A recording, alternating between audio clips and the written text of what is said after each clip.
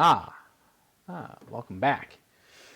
Okay, on to our next segment of anthropology, of cultural anthropology, and sort of talking about some of the issues that anthropology has faced in the past, and in some cases still face today.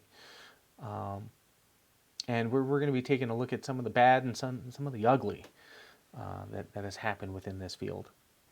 So anthropology. One of the things that I love about anthropology is that currently, and the way that I have learned, is this idea that we treat different cultures and different people with ideas of equality and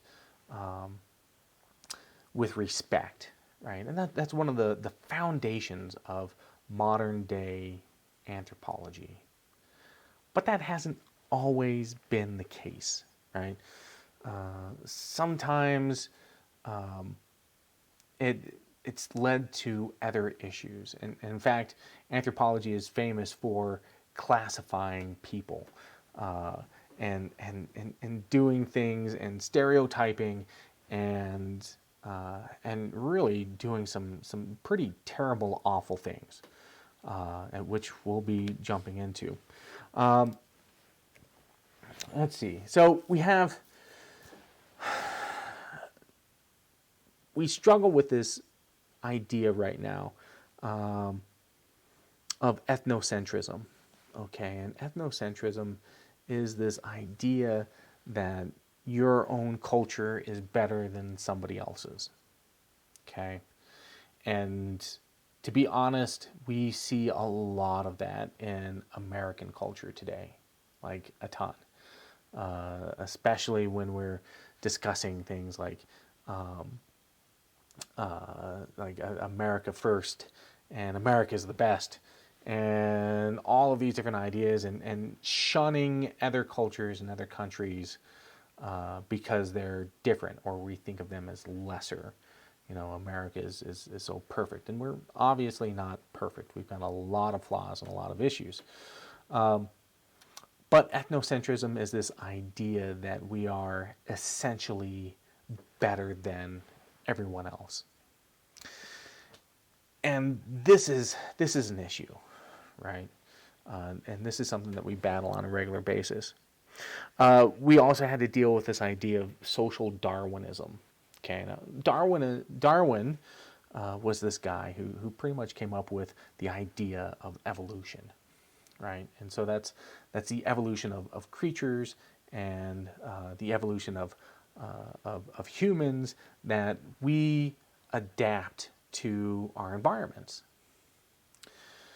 And it's a good thing, right? Evolution, Darwin did great things. Social Darwinism, however, not so much. Social Darwinism is this idea in which people's biological evolution is associated with their cultural or technological development.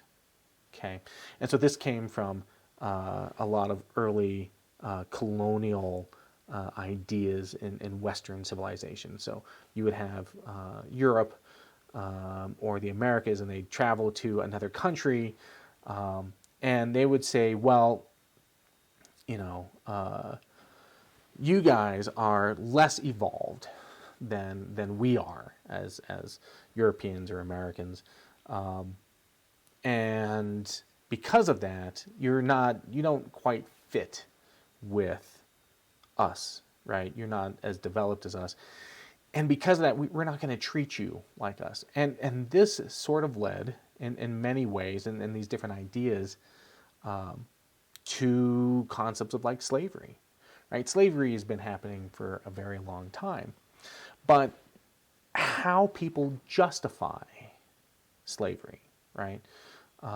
You would think that, especially in today's society, the rational concept of owning slaves and dehumanizing somebody is preposterous, right? It's awful, it's terrible. But for hundreds and thousands of years, slavery has been a real thing that we've had to deal with. And how do people justify it? How do people, look at slavery and say, oh, well, this is a natural state of things, right? They're not human, right? They're subhuman, and if especially in like American history, when we look at slavery, if we look at African Americans, it oftentimes treated no better than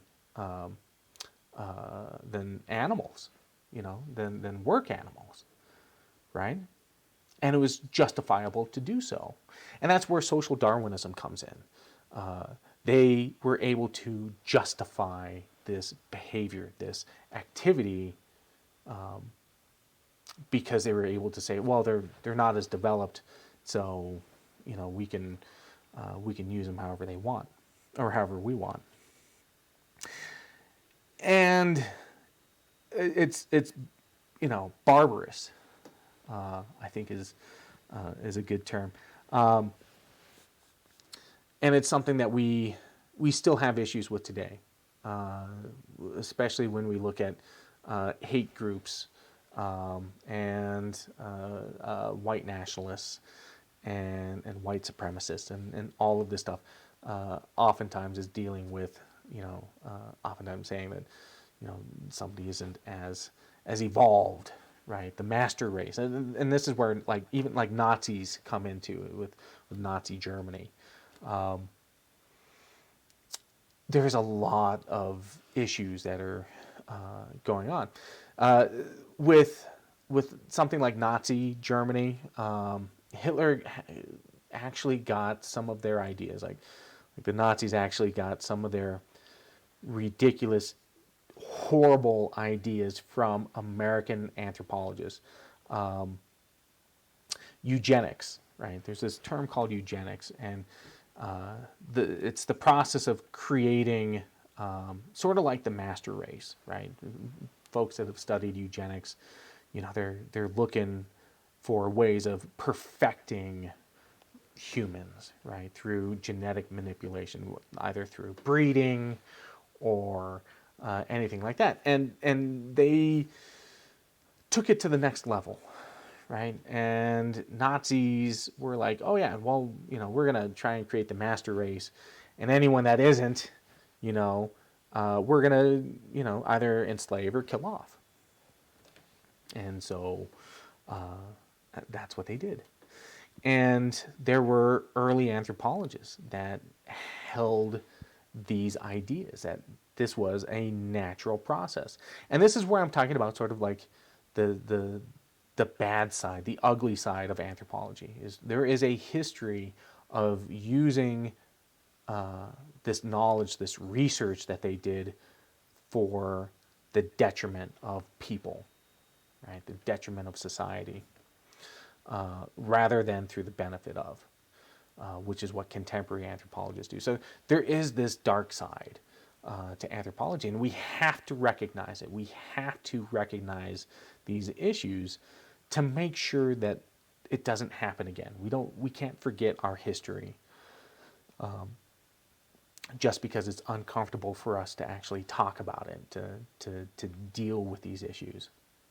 And I think that's really important to understand, not only when it comes to anthropology, but to science, to religion, right? Things have been done for terrible reasons because somebody thought that it fit within that religious context, or that science mandated it, or it was scientifically proven that this was the case when it wasn't. So there are things in our past that we have to look at. Early anthropologists classified folks depending on their level of technology as savage, or as barbarians, or if you're the highest rank, you would be civilized. And civilization, the term civilized, was this Western ideal, right? Was Western culture. That was seen as the height of civilization, even though there were other cultures that were just as technologically advanced or culturally advanced and seen as that way. But because they weren't Western, they were seen as less than and classified as so. So yeah, big issues dealing with there. This is one of the stories that I'm going to bring up. This is Otabanga and the Bronx Zoo. Now, Otabanga was brought over. He was bought as a slave by an anthropologist and brought over to the United States, and then was put up in 2 different zoos, but we're going to be looking at the Bronx Zoo here. They created his own habitat, right? And they basically put him in the zoo. And then after hours, right, he was able to roam around the zoo as much as he wanted. He had free range to roam around the zoo. But, during open hours, he had to stay in his display. This is a human being that was put on display in the Bronx Zoo, right?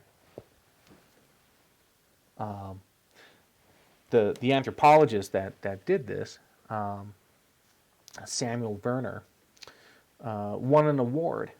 He won a scientific award for his efforts in bringing over Otabanga and put in the zoo because it was science, right?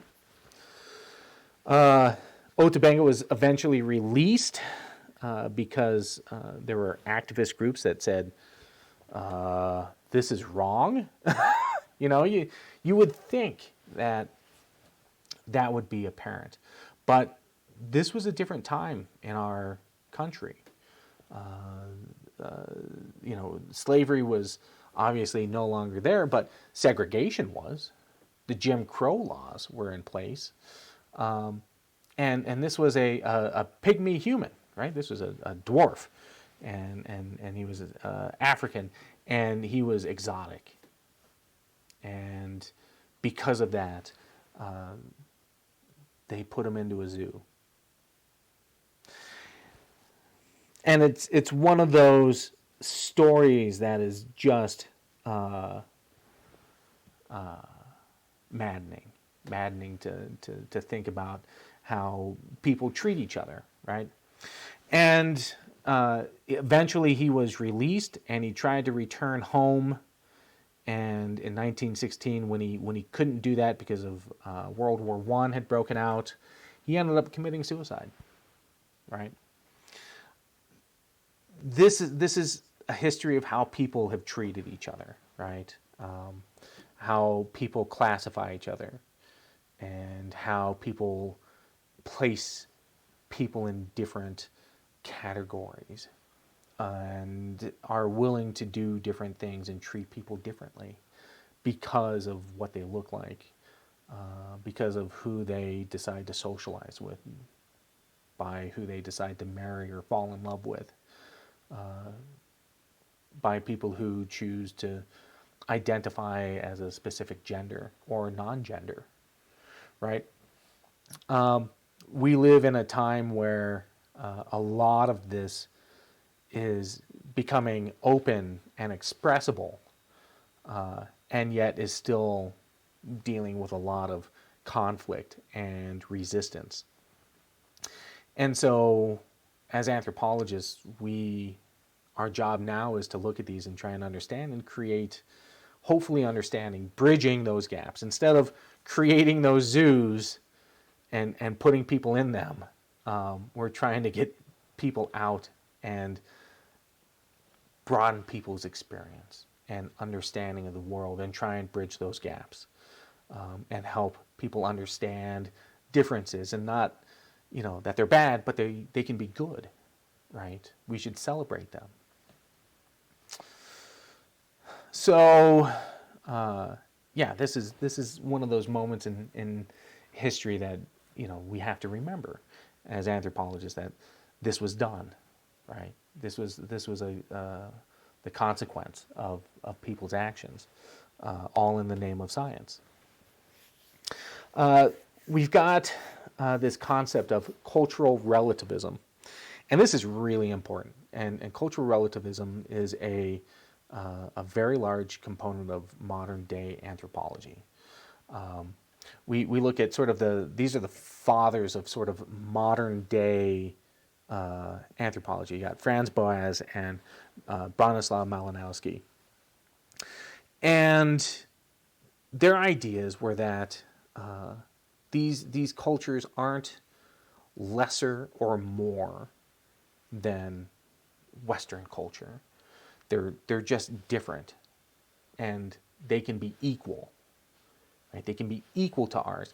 And Boas had this really interesting experience. So he spent a lot of time with the Inuit in Canada and the northern areas. And one of the things that he mentioned is that had he have gone out there by himself, he would have died quickly in that realm. He would have died a horrible death in the Arctic or subarctic, because he was not culturally prepared to live there. The people that do live there have adapted their culture, their society, to those living conditions, and have done so in an amazingly successful way. Right? Now, they might not have developed, westernized art and everything, but they were just as successful living in their environment, right? And that's what cultural relativism is sort of getting about, is that, it might not be the same. There might not be the same technology. It might not have the same resources, but all of these different cultures have adapted to their environments and have done so in a very successful way. And that deems that they are just as equal and should be there and share their existence, right? That we shouldn't look down upon them for being different.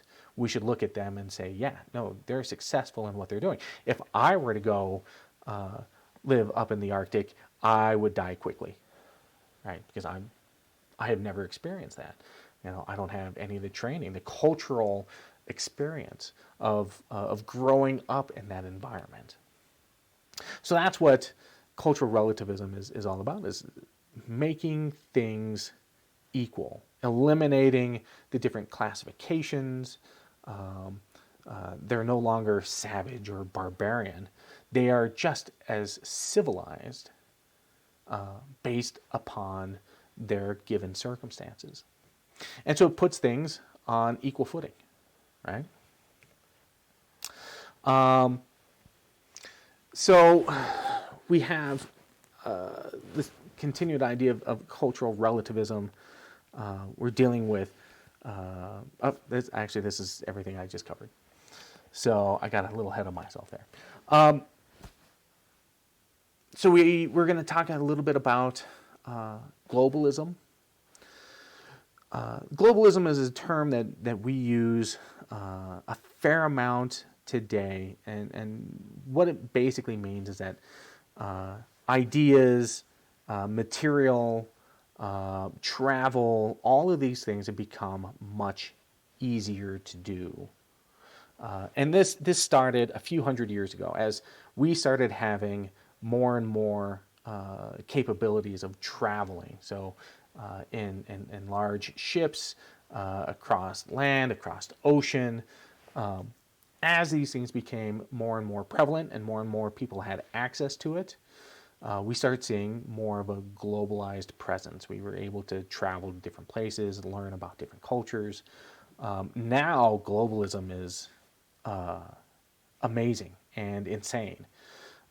You can go online and see people who have recorded their lives in different parts of the world, and do all kinds of crazy things. And TikTok. Have you ever watched any like TikTok? Sometimes that's a rabbit hole you shouldn't always go down. But I find it fascinating as an anthropologist to see how people are expressing their lives with these really short videos, right? There's something that they really love and want to share, and so then they take like 10 seconds and then put it up there, or 20 seconds or whatever. But this is an aspect of globalization, right? As computers, as the internet, as video, as cameras become more and more prevalent around the world, we see that. And when travel becomes easier, when immigration or migration can become more accessible, when people can travel, we see changing dynamics within various populations because of it. And also the travel of ideas, right? The different ideas going around the world that can influence a population. When I was in Mombasa in Kenya, I could walk around and pretty much everybody spoke English, right? And I was like, wow, I don't have to, my Swahili was terrible. But if I walked into a store, if I saw somebody on the street, I could speak to them in English, and they would respond, and I could have a conversation. You go around, and they have these tuk-tuks, which are these basically like three-wheeled motorcycles, and you get in the back of them and travel around the city in them for pretty cheap. Or matatus, these bigger vans that you can get into. On these, I would be traveling behind someone, and I'd see on the back of this tuk-tuk, you'd see like Beyonce, right? Yeah, Beyonce right there. Whoa, my hand disappeared. Whoa. Anyway, Beyonce, right? Or you'd see Shaq, right? Or Michael Jackson, right? And people would just write things on the back of their tuk-tuks, and they'd celebrate American celebrities and musicians and sports heroes and all of this stuff, and you'd see it everywhere, all over the place. You had American culture that had been brought in to Kenya and had been thrown everywhere. There was American stuff everywhere, right? Why is that? How did that happen? And so that's what an anthropologist would ask. How did this take place? So we have the transfer of goods and the transfer of ideas and languages and resources around the world. It's becoming super, super easy to do so. And that is both good and bad, right? There are problems with both of those. So in some ways it brings us all together. It makes the world smaller in a way. We now have more access to each other. But it can also have a big detrimental impact to different cultures and different communities, as sometimes overpowering cultures like American culture, which we pump out all kinds of goods and send it all over the world. Music, movies, denim jeans, all kinds of stuff that are American-made, American ideas get sent out all over the place and can have a negative impact on the community, as their traditional ideas, traditional languages, and stuff like that can start to be impacted and in some cases disappear. And that's a very real issue that we are facing right now. How does globalism affect anthropology? Let's see. It's allowed us to travel, right? We're very much folks that want to learn about other cultures. So it has allowed us to go to different places and experience different people and different cultures, which is fantastic. It's great to be able to do that. It also allows us to stay at home and study a lot of cultures because people are posting all kinds of things online. You know, I was a part of a research paper that was looking at how Facebook can track migration patterns between Mexico and the United States and what people were doing, right? And sharing information, how this community would send back money to this community, and how they would communicate with each other through Facebook, because it was hard to be able to share information between these two communities. And Facebook came along, and they're like, oh, you know, and if one person has internet, then they can share their ideas and they can share all of this stuff. And so as researchers, we're like, oh, well, you know, now we can actually see how people are moving and what they're doing and how they're interacting with each other and how are they using a digital format to do that. Fascinating stuff. Absolutely fascinating.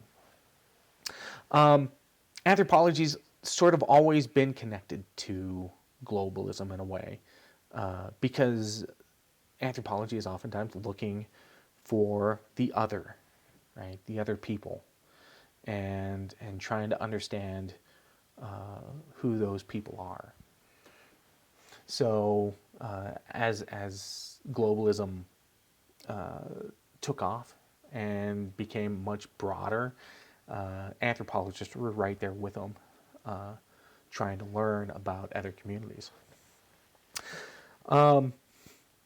So yeah, early anthropologists, they loved going to exotic places, Egypt, anywhere that there was cool old ruins to go check out. And if you were a British anthropologist, oftentimes pillaging. And this has been sort of a big issue for the last few decades. The British Museum is filled with artifacts from around the world that were literally just taken by the British government, by British archaeologists. They're like, oh wow, this is really cool. We're going to take it back to the museum. And you've got cultures that are like, hey, that's ours. We kind of want it back. And so they've been dealing with this a lot. And American anthropologists have been dealing with this a lot, especially with our museums here. We have a law called NAGPRA. It's the Native American Graves Protection and Repatriation Act. And NAGPRA was designed so that Native American grave goods, anything that was related with a burial, including bodies, right? Because anthropologists loved collecting bodies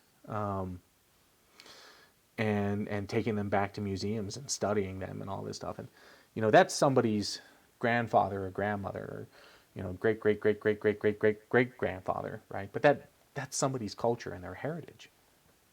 And so it was decided that all of these things would start to be repatriated back to that indigenous community. So if a Native American, they'd be like, okay, well this belonged to us. This was a part of our culture, and this is our family, and we want to rebury them. And so there have been a lot of laws and a lot of practices that have gone into place to help combat early practices that were, not beneficial. So it's good to recognize, again, the good things, the bad things, and the things that we have to do to make things better, right? Early anthropologists, and this is another thing that globalism has impacted, is time, okay? Early anthropologists would oftentimes leave for months, if not years, sometimes decades, to go live with a community, to learn their language, to experience their culture, and then to write their their dissertation or their texts, their books, right? And this was the case for many anthropologists. Usually long expeditions, they would have to take all their resources with them, right? You know, I don't know if you've ever seen like the old cameras, right? They were huge, right? And you could only take so many plates with you. Or if you're going to write a book, you know, you've got to pack all of that stuff in with you because you're not going to be getting a lot of resources while you're out there. So they were expeditions. They were full-fledged. You need lots of gear. You might need personnel to go out there and accomplish these things. Today, that is not the case, right? In a lot of ways, you can do a lot of anthropological research on your computer. You can travel to different places and you've got all of your research stuff that'll just fit in a bag, right? Modern day cameras, recorders, video cameras, drones, all of that stuff can be put into your carry-on baggage, right? So as globalism has engaged, technology has also changed how anthropologists will go and do their work. Because it's very, it's a very different time. And we can experience all of these different things and, again, learn about other cultures without ever setting foot there. You can learn languages just by going on to YouTube, right? And I love YouTube. I think YouTube is fantastic. It can be a dangerous place. There are some crazy rabbit holes that you can go down into, and I'm not going to talk about that. But here's the thing. You can look up all kinds of different things of different cultures, and there's somebody out there that's recorded it, right? And it's that individual ability to share information, which globalism has had a huge impact, and researchers themselves. And not only that, but just communication, right? If you think back about when you'd have to go on these expeditions, you'd go out someplace, you'd stay there for a few months or a year or whatever, and then you'd leave. And then what about follow-up correspondence? Now you can bust out your cell phone, get on your computer, type an email, and basically connect with almost anyone around the world. So that's a good thing, right? Being able to engage with different technology and people in different ways and be able to continue research while you're gone. People can own property in different locations. People can travel. Migration patterns are changing drastically. Where people decide to live, who can work, and where they're going to work. We're seeing changes in certainly with women and how their working patterns are changing as ideas of feminism are going around the world and changing how people live their lives. How people travel, right? It used to be that to go someplace you'd have to walk, or you'd have to use beasts of burden, horses, or a wagon or something like that. And now then there's trains and boats and then jets, right? And then travel just became much easier. So you can do a migration, right, and just fly to a different part of the world and work there, right? And then when you're done, you can fly back. I mean, that's wild, right? It all depends. It all depends on what's going on, what you need to do.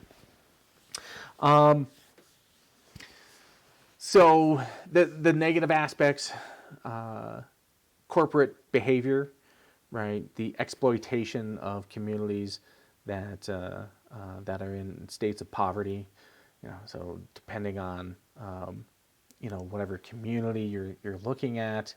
So one of the things that kind of blew my mind when I was in Kenya, you go into a shop or a restaurant, and and if you're ever traveling, this is something that you should always pay attention to. And I've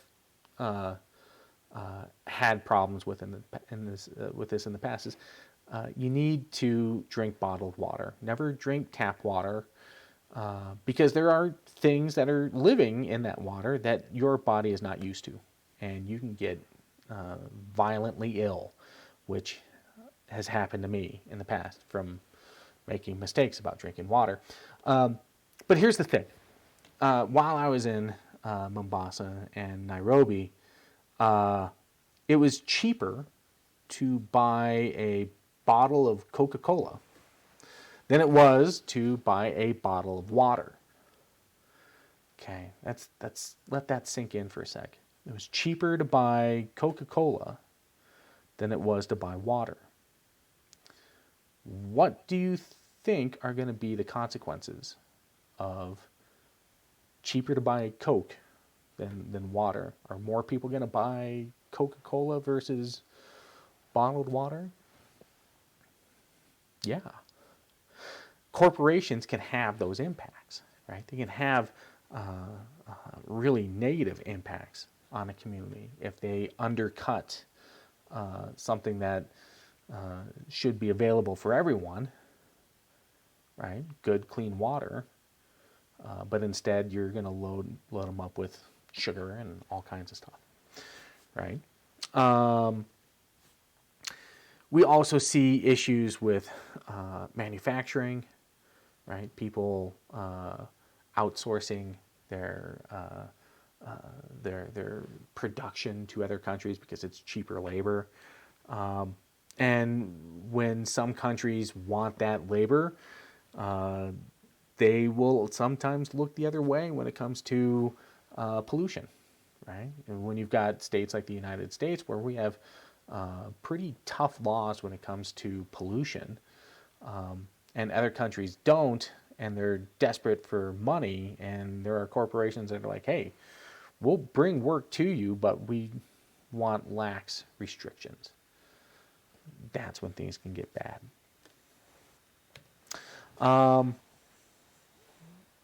So it's changed the world as we see it, right? I think one of the important things about understanding globalism, and certainly even localized ideas of identity and stuff, is how people work together and see their neighbors, right? And how they interact with their neighbors, and then how people can also sell stuff. So I was working with the Ute Mountain Tribe again, and they were working on selling cornmeal, and they ended up selling their cornmeal international. Now, not doing a lot of national stuff, but international, because there were other countries that were interested in buying their material. But they needed help figuring out how to do that. And as it happened, there were some anthropologists that were like, oh, you know what? We can help you figure these problems out. And we can help you engage with buyers that might be willing to do this. And so that's one of the good things that we can see with globalism is opening up new markets for different manufacturers, different people, right? So I think that, let's see, anthropology, when we're traveling as anthropologists, and how we used to have to go for months or years to certain places, that's changed as well. We no longer have to travel overseas or go someplace for years on end, because travel is now cheap. So you can go someplace and go there for a couple of months or a couple of weeks, do some research, return home, go back, and keep doing this process, and still have communication there. It's easier to learn languages or to translate information. So how we do work has changed dramatically as well. We're no longer tied to leaving for a long time, for a long duration, which is pretty nice. So yeah, a lot of the stuff we've already covered here. We have billions of people who are connected, who are sharing their information, and we have access to it. And so it's fantastic to be able to understand what's happening, right? And how people are interacting with each other. So yeah, globalism is great for lots of different reasons, and it's also bad. So here's another exercise to think about, and what I want you to consider are, what are the benefits of globalization, and then what are the drawbacks? What are different things that you think are good, have been beneficial to people, and then what are some of the issues that you might find, and we've gone over a bunch of these things, but there's a lot more to consider.